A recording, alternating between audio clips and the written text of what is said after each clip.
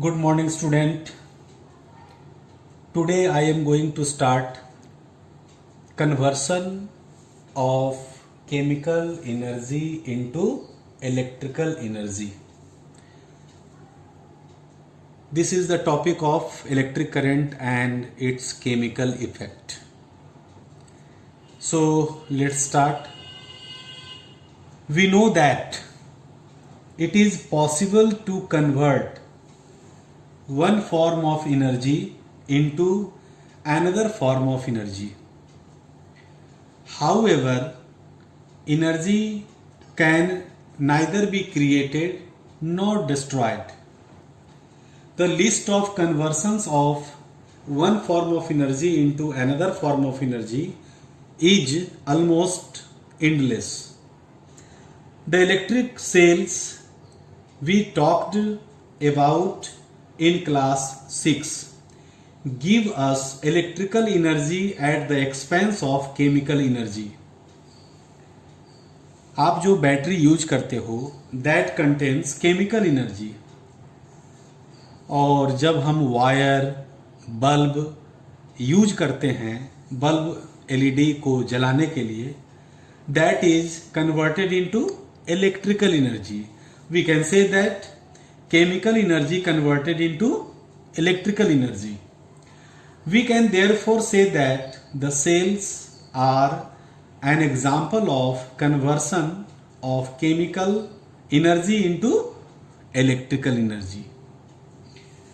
It was an Italian scientist, Alessandro Volta, who gave us the first practical source of such a conversion in the year 1790.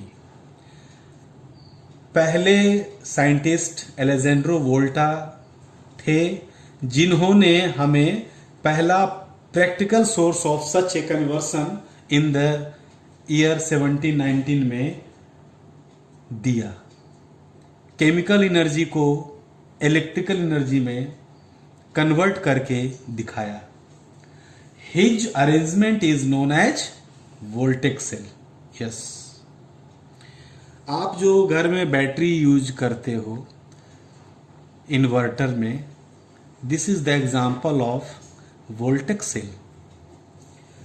The general setup of voltaic cell is shown in the figure given below. See the picture in which wire, bulb, LED wire are connected with copper rod and zinc rod. They are treated as electrode, and this setup is known as Voltaic cell. We will take a beaker in which we will put dilute sulfuric acid. So let us start to understand what is Voltaic cell and how Voltaic cell function. When two rods of zinc rod and copper rod, that is known as electrodes, are dipped in a solution of dilute sulfuric acid. आप जो ये पीला पीला जो देख रहे हैं वो dilute sulfuric acid है, H2SO4. There are chemical reactions within the system. जब हम dilute sulfuric acid, zinc rod, copper rod को जब हम पुट कर देते हैं, डिप कर देते हैं, there are chemical reactions occurs within the Voltaic cell system. It is these reactions that help us to get electrical energy from this chemical energy. When we connect its two rods to a bulb LED using metal wire, जैसा कि मैंने पहले discuss कर दिया, zinc rod के साथ wire का one and attach है और दूसरा एंड कॉपर रॉड के साथ अटैच है, और एक बल्ब या एलईडी यूज हम यहाँ पर करेंगे। When reaction occurs a current flows and the bulb और एलईडी लाइट्स अप, ये बल्ब जलना शुरू हो जाता है। And the voltage cell can therefore act as a source of electric current of electrical energy, and this voltage cell can act as a source of electric current और electrical energy. Same इसी तरह का setup, इससे मिलता जुलता setup हम लोग अपने घर में जो बैटरी यूज करते हैं ऐसा ही होता है। ये शुरुआत का रिएक्शन है। जब शुरुआत में प्रयोग हो रहा था तो एलेजेंड्रो वोल्टा ने जो प्रयोग किया, जो समझा, वो हम लोगों के सामने सीखने के लिए प्रस्तुत किया।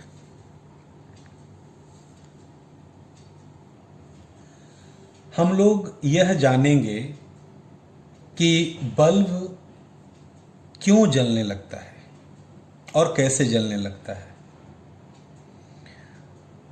सी, कॉपर एंड जिंक, जैसा कि मैं पहले भी डिस्कस कर चुका हूं, copper loses electron, that is why it becomes positive, and zinc gains electron, that is why it becomes negative. In this reaction H2SO4 separates या कहें dissociates into H2 and SO4. H2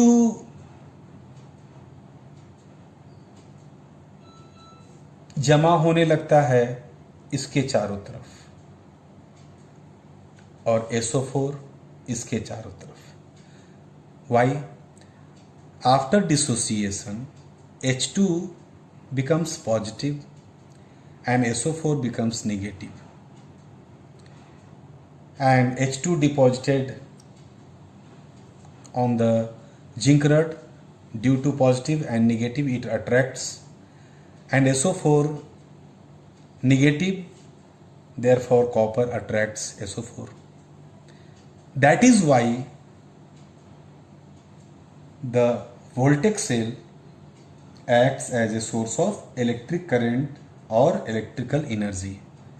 यही कारण है कि reaction होने के बाद bulb जलना शुरू हो जाता है। Now next topic is chemical effects of electric current. Chemical effects of electric current यानी इलेक्ट्रिक करंट का केमिकल इफेक्ट क्या क्या होता है।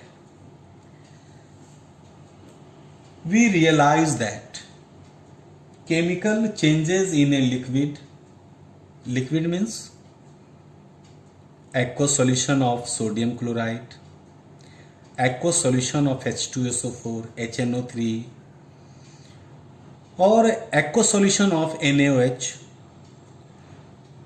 We realize that chemical changes in a liquid can produce electric effect or electric current. Is the reverse also possible?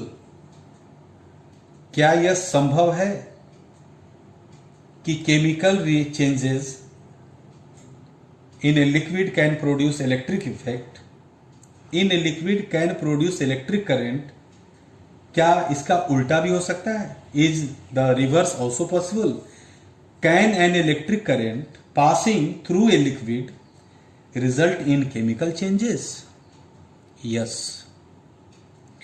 आज अपने घर में जो ट्यूबलर यूज करते हैं, बैटरी यूज करते हैं, इन्वर्टर यूज करते हैं, उसमें ये तो यही होता है।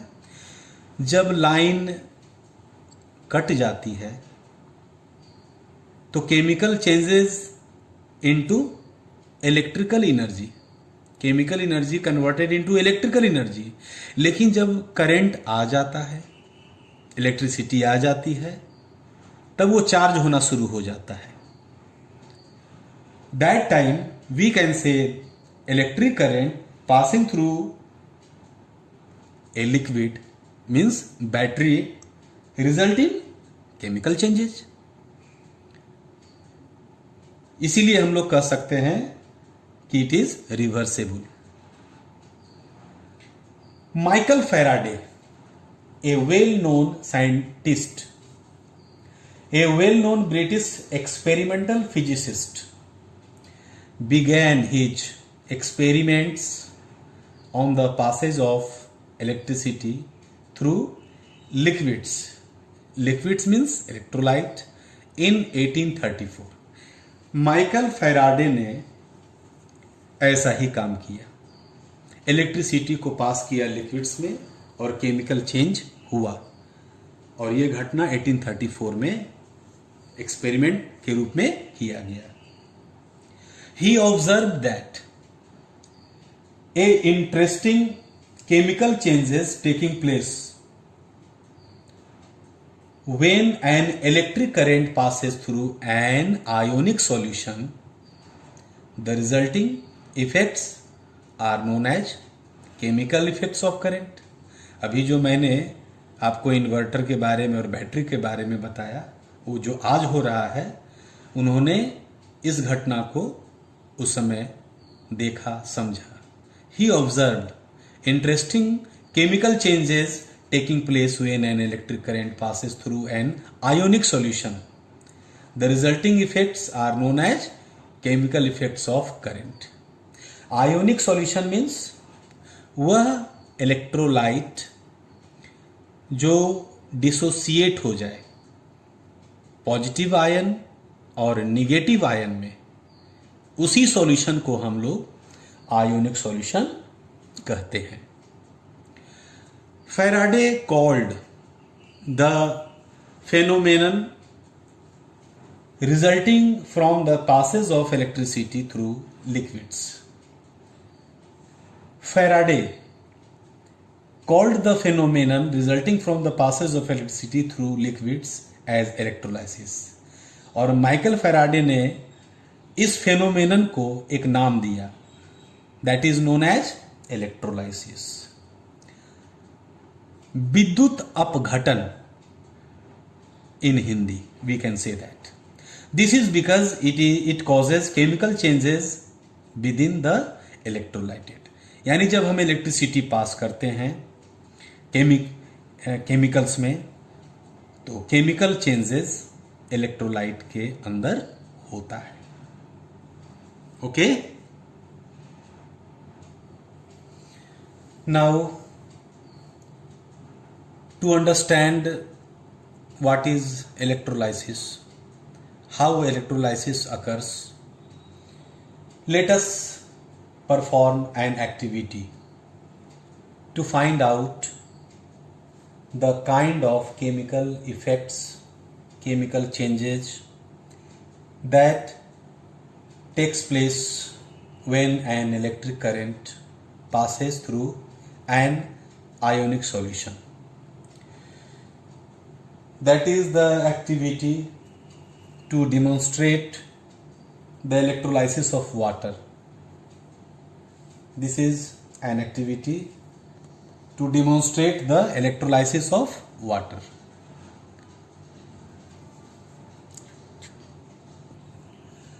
So let's proceed. In the electrolysis of water, some material is required. A battery of 9 volt, either 6 cell of 1.5 volts. This is the symbol of battery. हम लोग 9 वोल्ट का बैटरी ले लें या 1.5 वोल्ट का 6 सेल लें और सबों को सीरीज में करके ऐड कर देंगे. It becomes a battery of 9 volt. 2 graphite pencil. 2 graphite pencil. See here. A beaker. Tap water. Tap water. And some connecting wire. Okay. And the setup.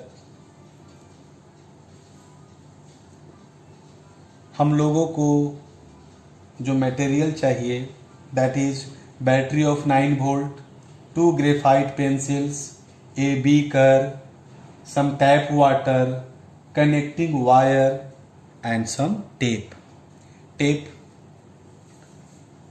Late we will see procedure. First of all, sharpen the pencil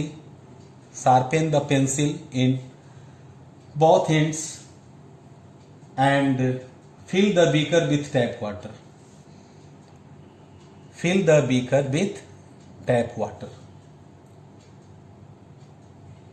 It is important to make good contact with the graphite in the pencil. Secure the wires with tape. और दोनों and को sharpen करने के बाद तार से, wire से हम दोनों एंड को जोड़ देंगे और यहां पर टेप लगा देंगे. Secure the wire with tape. Use a pencil of cardboard to hold the pencils in a vertical position. See, गोल कार्डबोर्ड हम लोग यूज करेंगे ताकि show that pencil will in vertical position. Place the exposed tip of the pencil in water and other end will dipped in water such that tips are fully submerged but are not touching the bottom. ये ध्यान देना है कि इसका दोनों and beaker को touch ना करे, थोड़ा ऊपर ही रहे. We are using the 2 pencils as electrode here. It is known as, the pencil is known as electrodes. Now wait for 3 to 4 minutes and observe the electrodes carefully. After connecting the battery, जब current pass होना शुरू हो जाएगा तो 3-4 minute के बाद हम लोग कुछ ऑब्जर्व करेंगे. A small gas bubble, छोटे छोटे गैस के bubble are seen to be getting formed near the electrodes. इसके चारों तरफ आप देख सकते हो कि ये बबल बना हुआ है. इसके चारों तरफ, इलेक्ट्रोड के चारों तरफ बबल डिपॉजिट होना शुरू हो जाता है. Can we call this change taking place in the tap water a chemical change? Yes. For best chemical reaction, we can add a few drops of H2SO4, a small amount of salt NaCl to make water more conducting. अगर हम अच्छा observation चाहते हैं, अच्छा chemical change चाहते हैं, तो हम लोगों को थोड़ा सा इसमें H2SO4 for best conducting purpose मिलाना चाहिए और बबल इसके चारों तरफ फॉर्म होगा. सवाल यह है कि कौन सा बबल जमा होगा. जी,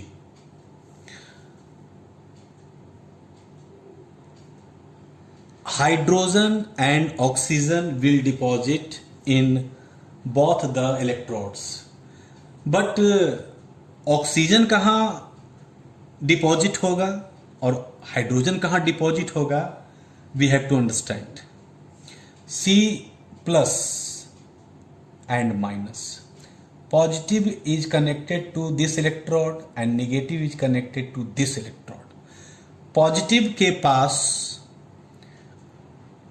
ऑक्सीजन जमा होगा क्योंकि ऑक्सीजन निगेटिव आयन होता है, तो निगेटिव यहां पर डिपॉजिट होगा and H2 hydrogen will deposit here. See, I have written, see the figure, understand. It was a British chemist, William Nicholson, who had shown that if electrodes were immersed in water and a steady current was passed through it, bubbles of oxygen and hydrogen are produced. The oxygen bubbles are formed on the electrode called anode. Anode means positive. मैंने अभी बताया ना, oxygen bubbles will deposit or formed on the anode position connected to the positive terminal of the battery, and hydrogen bubbles are formed on the other electrode called cathode. Minus is called cathode. Hydrogen यहां जमा होगा और oxygen यहां जमा होगा.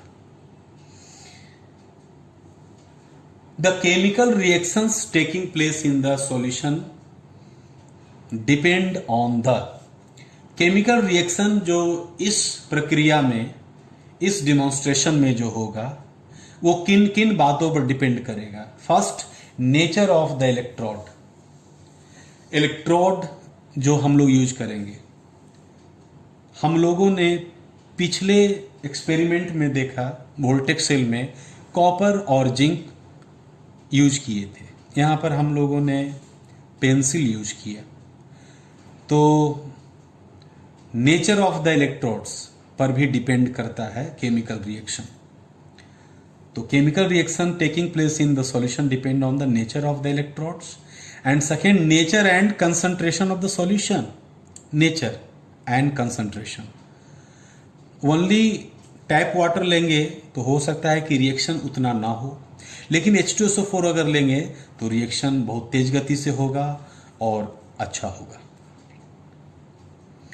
That is why we can say that chemical reaction taking place in the solution depend on the two factors, nature of the electrodes and nature and concentration of the solution.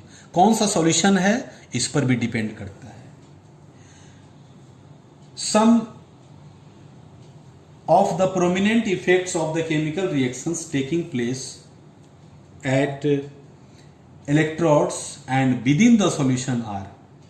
कुछ ऐसे prominent effects chemical reaction के होते हैं taking place at electrodes and with in the solution. Metals may gate deposited at the electrodes surface. Metals may get deposited at the electrode surface. We will discuss these type of topics in the next session. तो पहले हम लोग समझ लें metals, जहां पर हम लोग एक्सट्रैक्शन ऑफ मेटल्स हम लोग अगले दिन पढ़ेंगे. Metal aluminium, copper, zinc etc.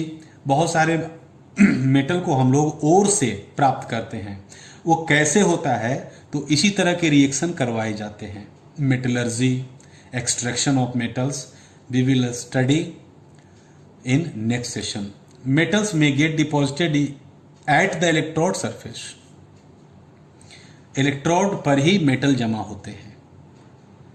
दूसरा, गैसियस बबल्स में get form near the electrodes.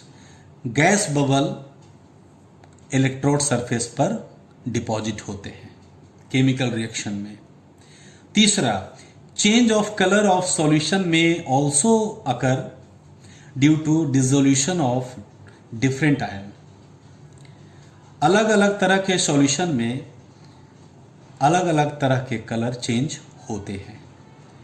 और ये सब हम लोग हायर क्लासेस में भी पढ़ेंगे, और कुछ इसकी जानकारी अगले सेशन में हम लोग अगले क्लास में इसकी जानकारी लेंगे। Okay, thank you.